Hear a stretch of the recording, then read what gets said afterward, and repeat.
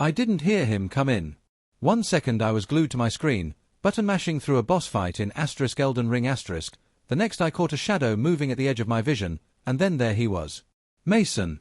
My brother's best friend. Leaning against my bedroom doorframe like he belonged there. "You still play this game?" he said, voice low, teasing. I didn't answer right away. My hands were still locked around the controller, but my focus had vanished the moment I saw him. He looked different. Older. Taller. But familiar in a way that made my chest tighten. "Still suck at it, too," he added, coming closer. He flopped onto the edge of my bed like it was nothing, like 2 years hadn't passed, like he hadn't disappeared right when I'd started to realize how I felt. I glanced at him out of the corner of my eye, my character dying on screen. Mason didn't even flinch. He just stretched out beside me, one hand behind his head, the other absently tugging at a loose thread in the blanket. And in that moment, I felt it again. The weight of everything we hadn't said. The tension, stretched thin between us like a held breath. I thought I'd gotten over him. But Mason had a way of walking back into a room and taking all the air with him, and my name's Alex, and for the most part, my world is very small. Small town, small house, small life. I still live at home, in the same faded blue house on the corner of Maple and 5th where I grew up. I'm 21, juggling a few classes at community college and a part-time job at a local bookstore that smells like dust and forgotten dreams. Most nights, I'm alone in my room, headphones on, controller in hand, the glow of the TV casting shadows on the same posters I've had since high school. It's not a bad life. Just quiet. Predictable. Maybe a little stuck. My brother Jeremy moved out a year and a half ago. We used to be close when we were younger, or at least as close as two very different people could be. He was the loud one, the star athlete, always surrounded by people. I was the quieter one, tagging along where I could, saying little, watching everything. And always, there was Mason. Mason was Jeremy's best friend. Practically lived at our house through middle and high school. He was the kind of guy everyone liked, funny, laid back, a little cocky but never in a mean way. He had this natural magnetism about him, the kind of presence that made people lean in when he spoke, made the room feel warmer just because he was in it. And then there was me, 3 years younger, awkward, trying so hard not to be obvious about how I looked at him. Because I did. Constantly. I looked at him like someone memorizing a song they weren't allowed to sing out loud. At first, I didn't know what it was. I just knew I felt different around him. Hyper-aware. My skin prickled when he was near. My stomach flipped at the sound of his voice. I used to convince myself it was admiration, nothing more. But it wasn't. It wasn't just that he was handsome, though he was, brown eyes always dancing with some unspoken joke, that crooked smile that made it hard to breathe. It was the way he noticed me. Little things, like asking if I wanted to play when everyone else overlooked me, or tossing me the last soda without saying a word, like it was obvious I should have it. I remember one night in particular. I was maybe 16. We were all in the living room watching a horror movie, the three of us tangled in blankets on the floor. At some point, our legs brushed under the covers. It was nothing, could have easily been an accident. But Mason didn't move his leg. And neither did I. I laid awake that night, heart racing, staring at the ceiling, wondering if he noticed. Wondering if he meant to. Then came the slow fade. After graduation, he vanished into college life, and Jeremy went with him, in a sense. I saw less and less of both of them until eventually they were just voices on speakerphone, quick cameos at holiday dinners, stories passed between my parents like news from another planet. I told myself I was fine. That the flutter in my chest had been teenage confusion, and whatever I'd felt was over. But sometimes I'd find myself staring at the hoodie Mason left behind, the one he wore almost every day senior year. It still smelled faintly like him, cedar, soap, something warm. I kept it in the back of my closet, tucked behind a stack of old comic books I never touched anymore. Life moved on. Slowly, like honey sliding down glass. My days became routines. Wake up, go to class, work a shift, come home, heat up leftovers, game until I was too tired to keep my eyes open. Sometimes I'd walk past Mason's Instagram, half a second too long. Sometimes I'd dream about him. But mostly, I just stayed quiet. And then, without warning, he came back. Jeremy mentioned it casually over dinner one night, like it wasn't a big deal. Mason's moving back for a bit. Got laid off. Staying with his aunt until he figures stuff out. I didn't say much. Just nodded, Pretended like the name didn't hit me like a stone to the chest. Then Mason showed up. Just walked into my room one day, like it hadn't been 2 years since I'd last seen him. Like no time had passed. He looked different. Older, yes. A little more tired around the edges. But still Mason. Same voice, same laugh, same way of taking up space without crowding it. I tried not to feel anything. Tried to play it cool. But the second he smiled at me, it was like the world tilted sideways and I was 16 again, heart thudding against my ribs like a trapped thing. He started coming by more after that. Sometimes with Jeremy, sometimes alone. Sometimes just to hang out. We'd game, talk, sit in silence. He'd lie on my bed and scroll through his phone while I played, or we'd order takeout and eat on the floor like kids. And I started to wonder if maybe, he was feeling something too. It wasn't obvious. Just little things. The way he looked at me a second too long. The way he always sat closer than necessary. The way he smiled when I caught him watching me. I didn't dare hope. But every night after he left, I'd lie awake, heart full and aching, wondering if he knew. Wondering if I was still just the kid he used to know. Or if maybe, this time, he saw me differently. It started with small things. A hand grazing mine when we reached for the same controller. The way he'd linger in my doorway after Jeremy left, saying he had a few minutes to kill. Nights where we'd game for hours, saying little, just the occasional laugh or curse word breaking the silence. But those silences didn't feel empty. They felt full, full, like something lived there neither of us wanted to name. One night, he came over without Jeremy. My car died again, he said, leaning in the doorframe like always. Jeremy said he couldn't come get me. Said you were home. He didn't look me in the eye when he said it. I gave him a ride, of course. His aunt lived on the edge of town, tucked away on a sleepy street I'd only driven through a handful of times. We didn't talk much in the car, just listened to the hum of the engine and the faint beat of music from the radio. It was almost dark when we got there. He didn't get out right away. Instead, he looked over at me, eyes shadowed by the low light. You always this quiet, or just around me? He asked. I forced a smile. You're the one who used to tell me to shut up every time I tried to talk. He grinned, leaning his head against the window. Yeah, but now I kind of like it. You've got a nice quiet. I didn't say anything to that. I didn't know how to. The words curled in my chest like smoke. Say something. Ask him what that means. But I stayed silent. Like always. A few nights later, we watched a movie in my room. Some mindless sci-fi thing Jeremy never would have agreed to. I was sitting in my desk chair, Mason sprawled on the bed behind me. I could feel his eyes on me even when I wasn't looking. You've changed, he said, quietly, like he didn't mean to say it out loud. I turned slightly in the chair. What do you mean? He shrugged, eyes on the screen. I dunno. Just, you're not a kid anymore. I let that hang in the air. I didn't know if he meant it as a compliment, a warning, or something else entirely. But I felt it like a pulse behind my ribs. Later that week, it was storming, one of those sudden downpours that turns the sky bruised purple and floods the gutters in minutes. Mason texted me. You home? Yeah. Can I crash? Got caught in it walking. Soaked. He showed up 15 minutes later, hair plastered to his forehead, white t-shirt clinging to his chest. I tossed him a towel, trying not to stare. He stripped off his shirt right in front of me, like it was no big deal, and started drying his hair. Still got that old hoodie of mine? He asked, grinning. My stomach dropped. I tried to play it off. No idea what you're talking about. Liar, he said, and winked. I didn't answer. I couldn't.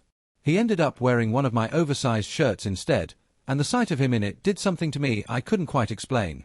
It was too intimate, too familiar star. We sat on the couch, a single blanket tossed between us, and watched the storm light up the windows. At one point, the thunder cracked so loudly I jumped a little. Mason looked over. You always this jumpy? Only when I'm sitting next to someone who used to prank me by making ghost noises at sleepovers. He laughed, but it softened quickly. I was kind of a jerk back then. You weren't, I said, and meant it. You were just, you. He looked at me then. Really looked. Like he was trying to read a language written on my face. I wanted to hold the moment, freeze it. Or say something, asterisk anything asterisk, to push us past the edge we kept circling. But I couldn't. I didn't know how to say, asterisk I keep dreaming about kissing you. I keep wondering if you're thinking the same thing. I keep wondering if I'm making it all up. Asterisk. And so, I let it pass. Again. The next time he came over, it was late. He didn't text. Just showed up. Said he'd had a bad day and didn't want to be alone. We didn't talk much.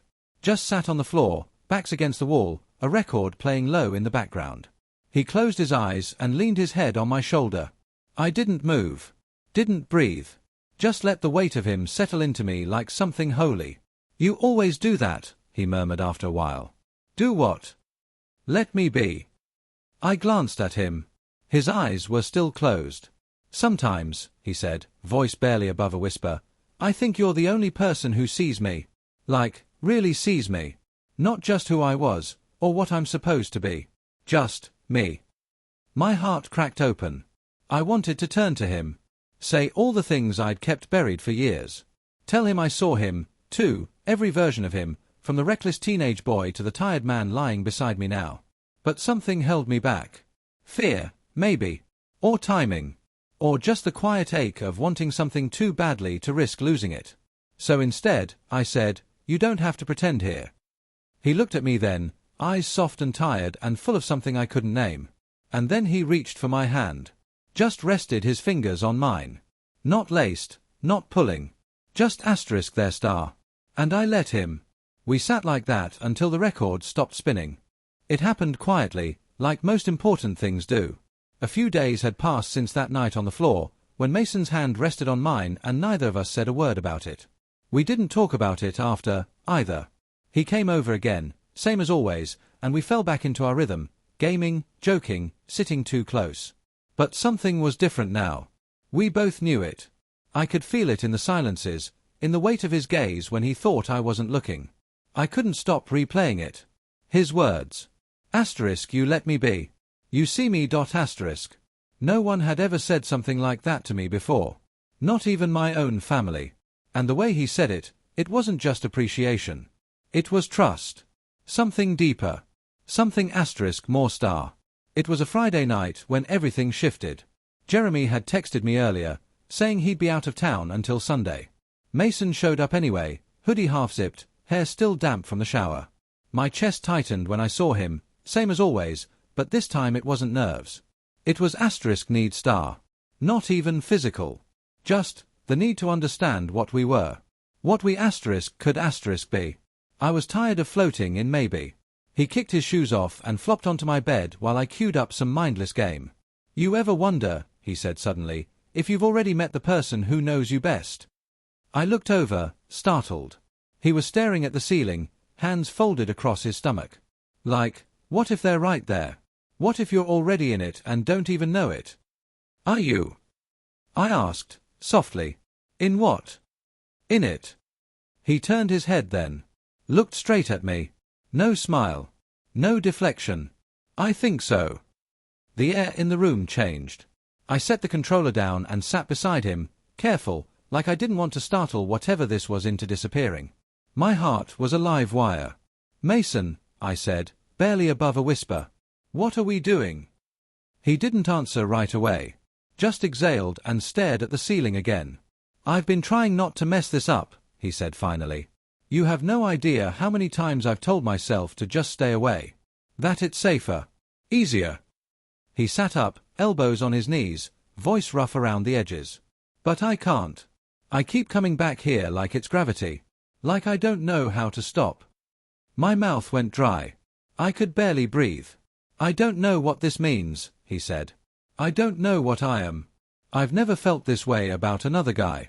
But when I'm around you, it's like everything makes sense for once.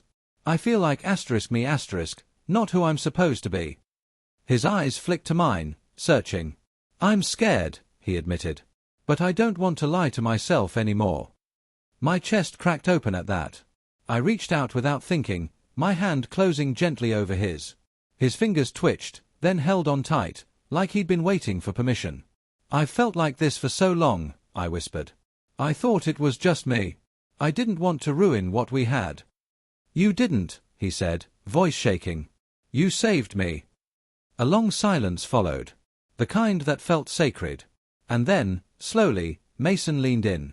There was no hesitation in his eyes now, only vulnerability. He was giving me all of it, his fear, his confusion, his hope. I could feel the tremble in his breath as he came closer, as his forehead touched mine. We didn't kiss right away. We just stayed there, breathing each other in, everything between us stripped down to truth.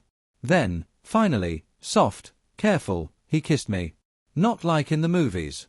Not some sudden, sweeping thing. It was quiet. Gentle. A press of lips that felt more like a question than a statement. But I answered him. I kissed him back like it had always been him. Like I'd waited years for this. Because I had. His hands found the sides of my face, holding me steady, like he still wasn't sure this was real. When we finally pulled apart, he kept his forehead against mine. I don't know what happens now, he whispered. But I want to find out. With you. My throat tightened. I nodded, unable to speak. We stayed like that for a long time, just breathing, hands still linked, hearts thudding in sync. Later, he lay curled beside me on the bed, his fingers tracing the back of my hand. You know, he said, I think I was falling for you even back then. I just didn't understand it. Me too, I said. He turned his head, eyes soft. So, what now? I looked at him, really looked. At the boy I used to long for, and the man in front of me now. Now we stop pretending. He smiled, slow and stunned, like he couldn't quite believe I said that out loud. But I meant it. Every word. He didn't leave that night. We didn't do much, just lay side by side on my bed, fully clothed, my head resting near his shoulder, one of his legs stretched out beside mine. The room was dim, lit only by the soft blue glow of my TV menu screen idling in the background. The storm had passed. Outside, the rain had stopped, but the world still held that hush it only gets after something breaks open. I kept waiting for the weight of it all to hit me, for the panic to rise, the questions to start. What this meant. What Jeremy would say. What we were doing star. But none of that came. All I felt was stillness. Like something had settled in me for the first time in years. Mason's fingers brushed against mine on the blanket. I turned my hand so our palms touched. We didn't lace them together. Just stayed like that. Quiet. Warm. Sure. You okay? He asked after a while, voice low. Yeah, I said. You. He nodded, eyes on the ceiling. Scared. But also, lighter. It wasn't a perfect moment. Nothing about us ever had been. But it was real. Honest in a way that made my chest ache with relief. The next morning, he made coffee in the kitchen while I sat on the counter and watched him move like he'd done it 1,000 times before. He used too much sugar, didn't stir it all the way, but handed me a mug with a crooked smile and a muttered, no complaints. I didn't have any. We didn't talk about labels. Or the future. Or what we were supposed to do next. We just existed, side by side. And for the first time, that was enough. There were things still hanging in the air, Jeremy, for one. I didn't know how or when we'd tell him. Or what Mason was going to do, job-wise, life-wise. He was still staying with his aunt. Still figuring things out. But now he came over more often. Sometimes with a reason. Sometimes without one. And sometimes he stayed. He'd slip off his shoes, drop his bag by the door, and look at me like we'd already spoken 100 silent things between us. And we had. One night, weeks later, we were sitting on the floor again, our backs against the bed, some old playlist murmuring in the background, when Mason said, "You ever think maybe we found each other too early?" I looked at him. "You mean when I was 16 and completely hopeless?" He laughed, nudging my shoulder with his.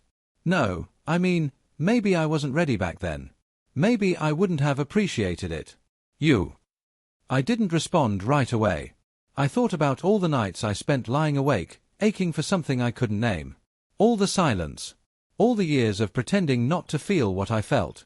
And then I thought of now, of him here beside me, open and unguarded.